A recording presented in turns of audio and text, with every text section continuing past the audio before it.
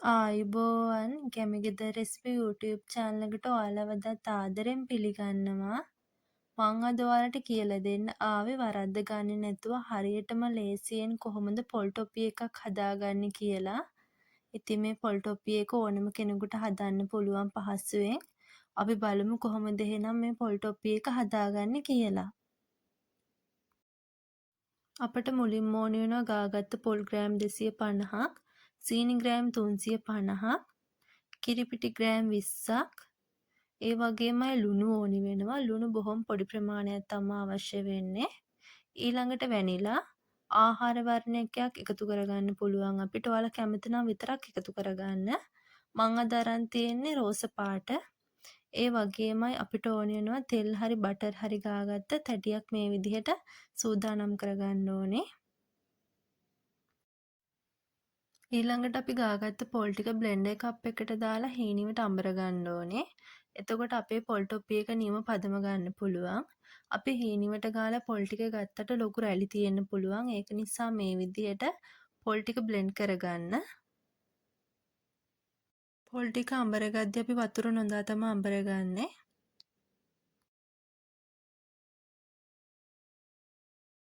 මේ තියෙන්නේ අපි අඹරගත්ත පොල් ටික. මේ ගානට පොල් හීනියට අඹර ගන්න ඕනේ. ඊළඟට අපි තාච්චයක් ලිපේ තියලා හීනියට අඹරගත්ත පොල් ටික එකතු කරගන්නවා. ඒකටම සීනි ග්‍රෑම් 350ත් එකතු කරගන්න ඕනේ. ඔයාලා පොල් ග්‍රෑම් 400ක් ගන්නවා නම් සීනි ග්‍රෑම් 500ක් ගන්න. මොකද පොල් වලට වඩා සීනි අනිවාර්යෙන් ග්‍රෑම් 100ක් වැඩියෙන් ගන්න ඕනේ. එතකොට තමයි අපේ පොල් ටොපි එකේ හරිම පදම එන්නේ. මේ විදිහට දැන් අපි පොල් ටිකයි සීනි ටිකයි එකතු කරලා හොඳට කලවම් කරගමු. අඩු ගින්දරේ තමයි අපි මේ ටික කලවම් කරගන්න ඕනේ.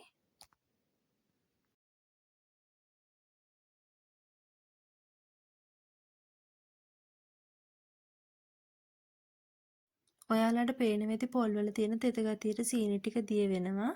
මේ විදිහට දැන් අපි හොඳට කලවම් කරගමු. ඊළඟට අපි වැනිලා තේ හැඳි කාලක් එකතු කරගන්නවා. කැමති නම් විතරක් එකතු කරගන්න පුළුවන්. ඒකටම අපි කිරිපිටි ටිකත් එකතු කරගන්නවා. ඒ ටිකත් එකතු කරලා හොඳට කලවම් කරගන්නවා. අඩු ගින්දරේ තමයි අපි මේක හොඳට කලවම් කරගන්න ඕනේ. ගින්දර වැඩි කරගන්නේ නැතුව.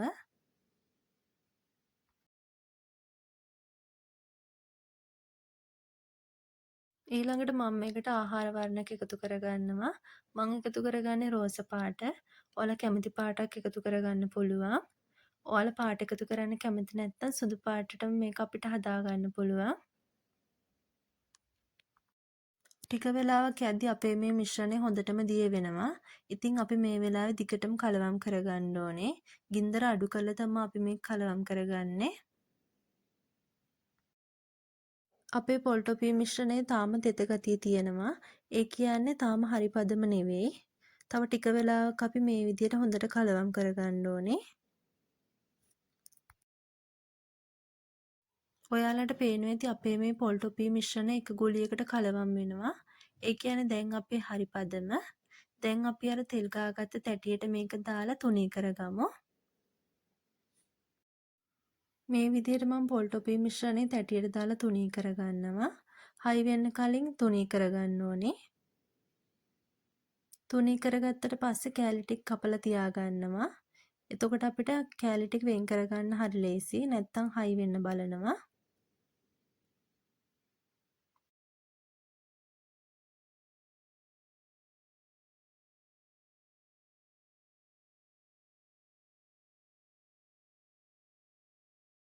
මේ විදිහට කපලා තියලා නිවුණාට පස්සේ අපිට පුළුවන් හරිම ලේසියෙන් කෑලි ටික වෙන් කරගන්න.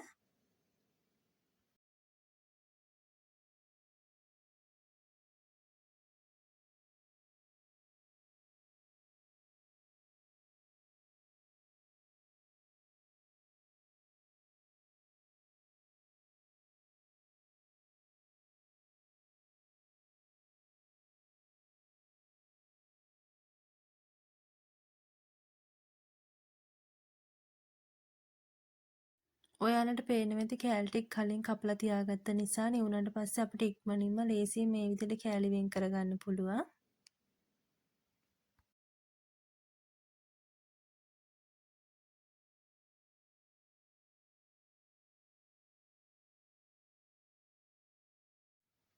මේ තියෙන්නේ මං හදාගත්ත රසම රස පොල් ටොපි ටික.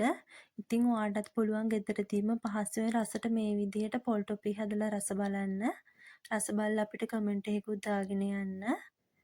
මේ වගේ වටින වීඩියෝ බලන්න ඔයා කැමති නම් අපිව සබ්ස්ක්‍රයිබ් කරලා තියාගන්න. ඒ වගේමයි තවත් රසවත් වීඩියෝ එකක් අරන් එන්න බලාපොරොත්තු වෙන්. අදට ගිහින් එන්නම්. ඔයාලා හැමෝටම සුබ දවසක්.